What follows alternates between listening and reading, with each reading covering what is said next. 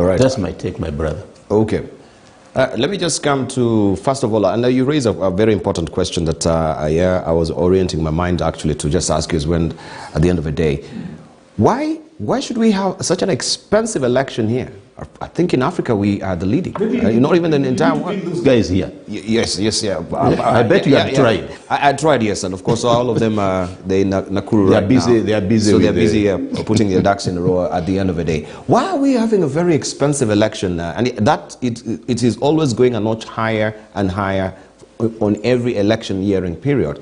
And I think maybe with the advent of the technology, that should have been made very simple, right? IEBC has also starkly denied using the Huduma number at the end of the day. Hello, Mule, let me ask you, because also you've been following that beat as well. Don't you think, even as Prof is saying, that we have all this confluence of information now tagged in on Huduma number? It will have been very much easier.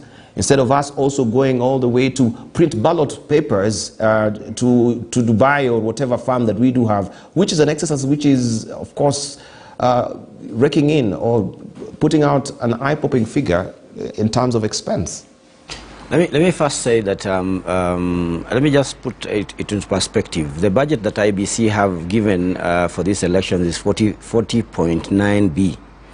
That's the amount that they have given out. They are still yet to receive 5 billion, as I've said.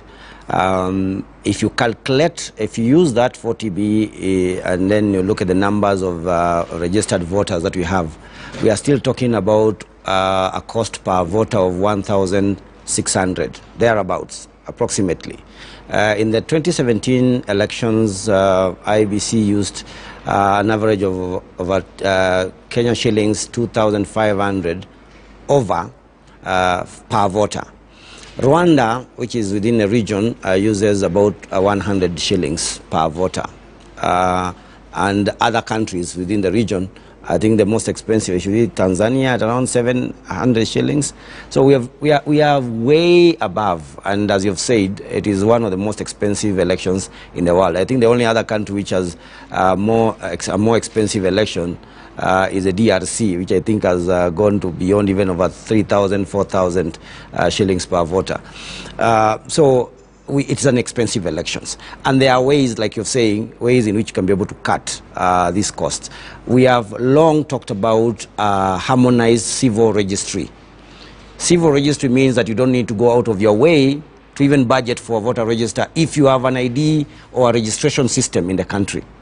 You can harmonize. South Africa has harmonized, and there are quite a number of countries across the world which have harmonized that process, so that all IEBC needs to do is just to go to Kenya Bureau of Registration and get the people who have qualified to vote, the ones who are in the age of the majority. So that's already a duplication process. That's a cost factor we don't need to have.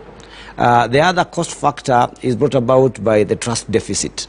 We do not need to have very expensive ballot papers, for instance. And you've heard IEBC talking about having special ballot papers, which must be designed. Nobody wants IEBC to go to Kirinyaga Road to print a paper. Nobody wants IEBC to go to De La Rue to print a paper, because there are suspicions, oh, the government is going to interfere. So they have to put security features. They have to look for what would call a notable company outside the country. Whether that ends up being notable or not is another matter altogether. But the question is, that's how they have been going about issues. Then we also have this requirement where we have also capped our polling stations at 700 tops. That means that if you have 22 million voters in your register, you have to have polling stations which can accommodate those with that ceiling. And one of the cost drivers is usually the cost at the polling station. So at the last count, you had 40,883 polling stations.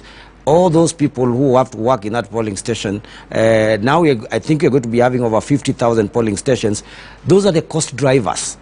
And they can be cut if you were to expedite on a number of issues, like what I said, the voter register, even the technology. Our technology, the one that we are putting into our elections, is like 2 or 3 times more expensive than best practices within the region and even elsewhere. So there are ways in which you can be able to cut our costs. But as things stand, we are still going to be looking at an election which is still, whose expense is still going to be at the same threshold as it was the last time.